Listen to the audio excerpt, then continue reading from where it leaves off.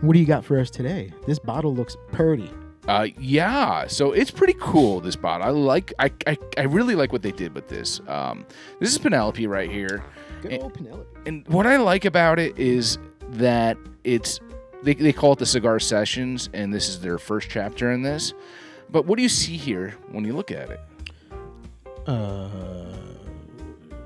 It looks like a cigar wrapper that Exactly. goes around the Yeah. what do you call that? The butt of the cigar? Yeah. It's your ring, your cigar ring. cigar ring, yeah. And I thought that was pretty cool. I like the. It is. It's original. It's different. Cigar blend bottles are usually always like pretty fancy or I know. cool looking. I know. And when you think cigar, typically, John, do you think that a cigar blend whiskey, this is an American whiskey, by the way, is it something that is made to have notes of cigar or something that is made to complement a cigar? Probably complement, not note it. Yeah. But I would think that there would be hints of tobacco leather in there, oaky. Maybe like a note that could kind of join the two, and and there, Definitely a something. complementer though. Yeah. It shouldn't taste like a cigar. I don't want to drink a cigar. I know, because I It think should that's complement the cigar. a big misconception. I think, and I don't know what the right answer is really. I don't know what the goal is of, say, Penelope, or the goal is of like Joseph Magnus or Old Elk or any of these ones. Yeah. Is it to create something that has notes of cigar? Or I think the interesting thing is, and I listen to a lot of podcasts and everything, and a lot of people mention that they don't even smoke cigars. Yeah. But they like the cigar blend. Same whiskeys. That's me. Yeah. Yeah, I don't smoke cigars. Yeah. But I love the cigar blend whiskeys. Yeah. It seems to be, and they have a lot of times they have certain qualities, they have certain notes.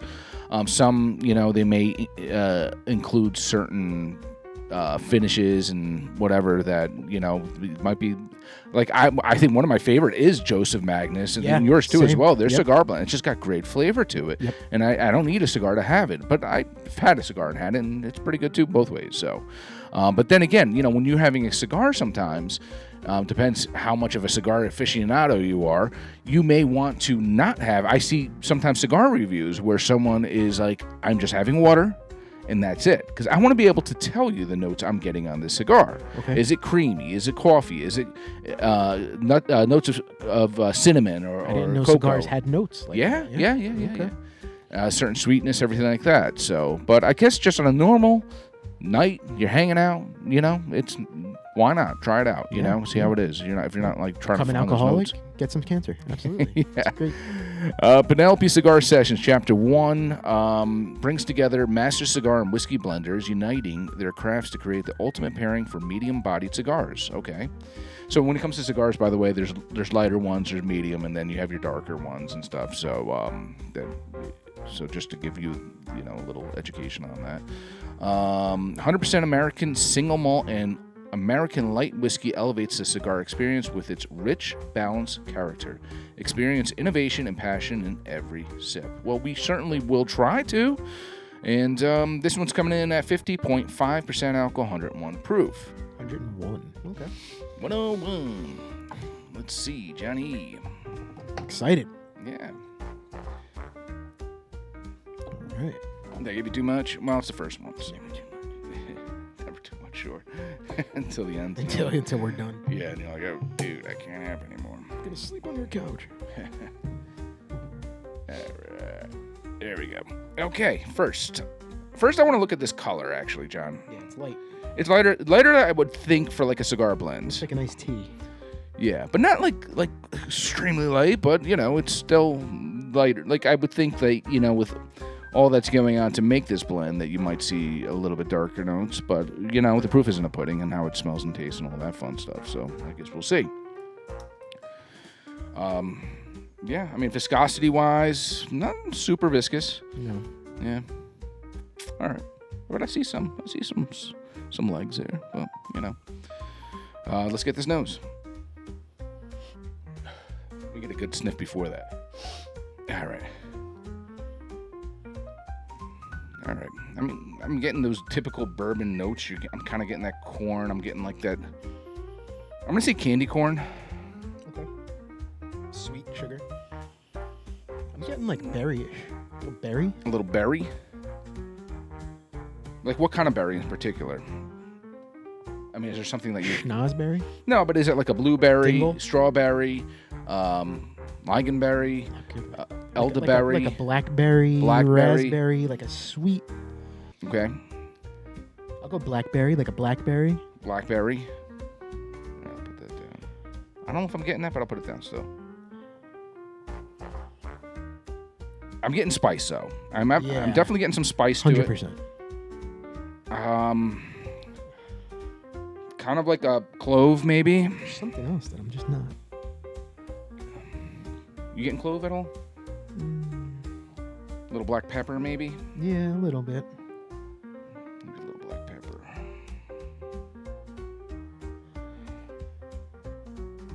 Jeez, I wrote that really slowly.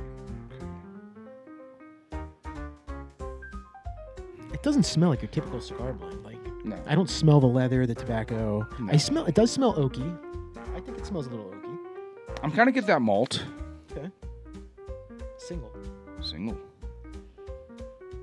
And you're getting hints of oak, you said? I'm getting hints of oak. All right, well, we got some stuff there. We got to, so. Can we taste it? I guess that's what we're here for, right?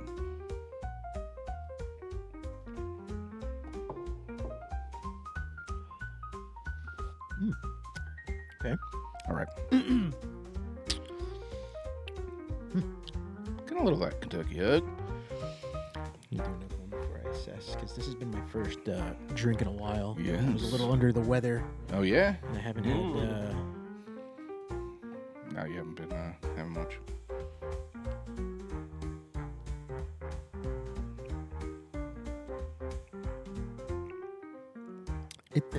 It's got heat for 101. Yeah. Well, 101's not necessarily light, so. No, but it's a little bit more...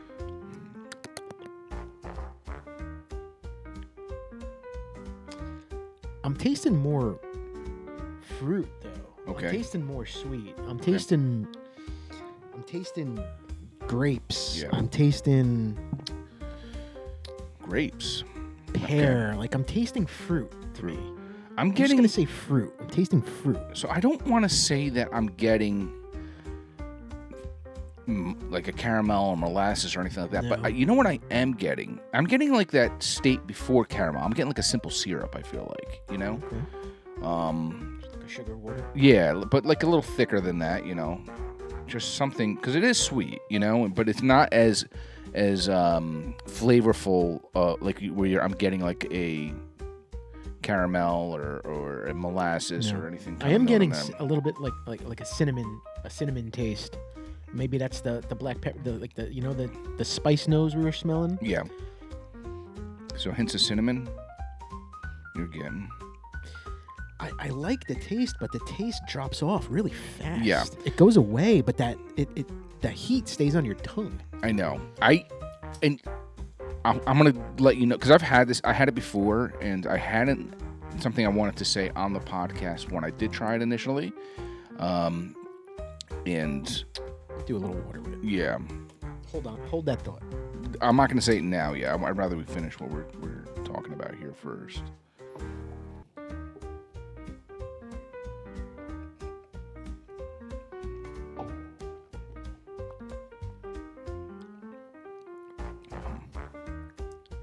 The water cuts the heat down a little bit, Yeah. so the flavor does hang out a little bit more. But Yeah. then it just goes away. Yeah. It just goes away, and that cinnamon peppery heat taste is just lingering on the side of the tongue. Yeah. And there's nothing on the lips. Like, there's nothing lingering. Yeah. It just goes. Yeah. Bye-bye. Yeah. It's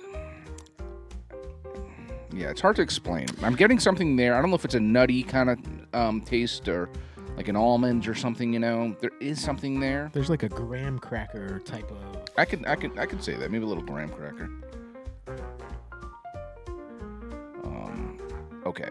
And the finish, like John is saying, is it's not really hanging out as much as it hangs out for like 5 seconds and it drops. Yeah. It's yeah. not lingering. But the heat stays. But the heat does. It's a nice Kentucky Hug. It's good. It is. Okay. Personally, and this is what I was going to say. Personally, I think it's a good bourbon. Do I think it's a good cigar blend? I'm not 100% on that.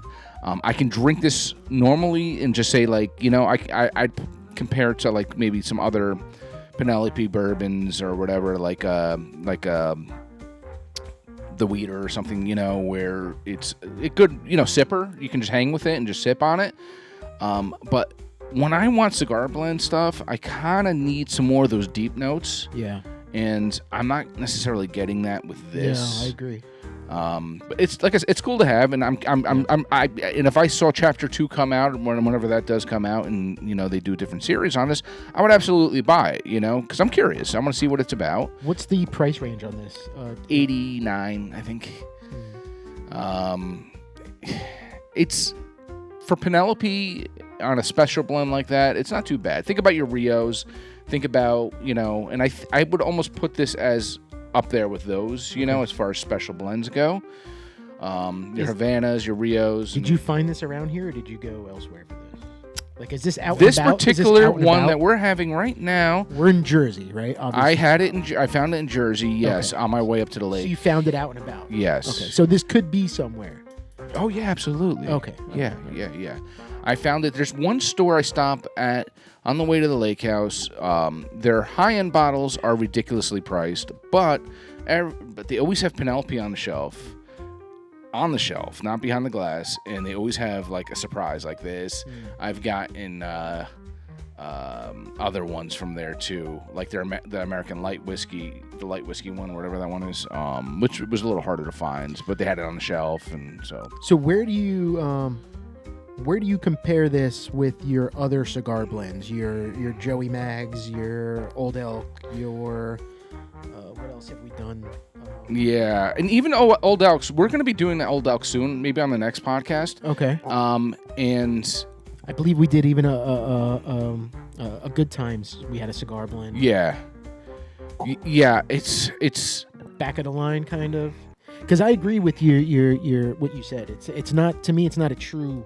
It don't taste like a true cigar blend. Yeah. Cigar blend has this, like, they all have this consistent note. I know. Where it's like you're like, oh yeah, that's what I'm looking for, and it's missing this here. And it's funny though. I still right now. I like it though. Yeah. On my mouth right now, I actually, and it's because I haven't taken a sip in a little while, I'm actually tasting a little bit of that malt lingering. Mm-hmm.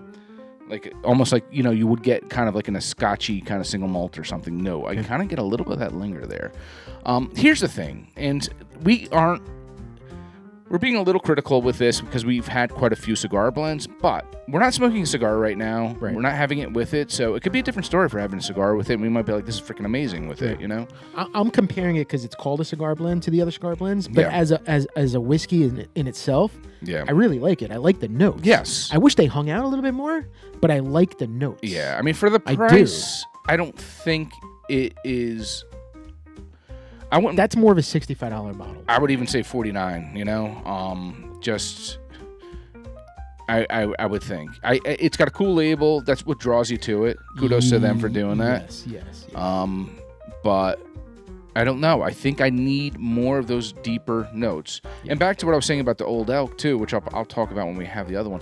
They have like 3 different cigar blends, totally different. Okay. So I have one here, which is like the Island blend, and up at the lake, I got to bring it back at some point. I have the Punch Cut. So there's different ones too of that. Wow. So right. That'd be a good compare and contrast. Yeah. But from price point perspective, Old Elks are more expensive. Yeah. So Joseph Magnus is way more expensive. Yes. I think, to me, it's one of my favorites, but it is way overpriced. Yeah. So as far as price goes, this is the cheapest of the bunch, I'd say, that I've had. Even the Good Times one we had was probably, 150, yeah, maybe, it was up there.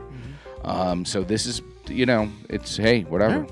Yeah. See, Penelope. Hey, listen, you can't go wrong with a Penelope, in my opinion. Yeah, there's a reason we have Penelope on the show a lot, and it's not just because they started in New Jersey. I think my least favorite Penelope was that toasted marshmallow. Their toasted is good. That toasted marshmallow, not so much. We said that too about the toasted marshmallow. We said that it's a great toasted bourbon, but we're not getting marshmallow on it. It's not what we want. Exactly. We wanted marshmallow, toasted marshmallow, and we weren't getting it. But we said it's a great sipper. I think we said it's a great sipper. Don't call it toasted marshmallow. Right. Because we're looking for what you're advertising it as this. That's part of our Are you doing what you said you set out to do? Yes.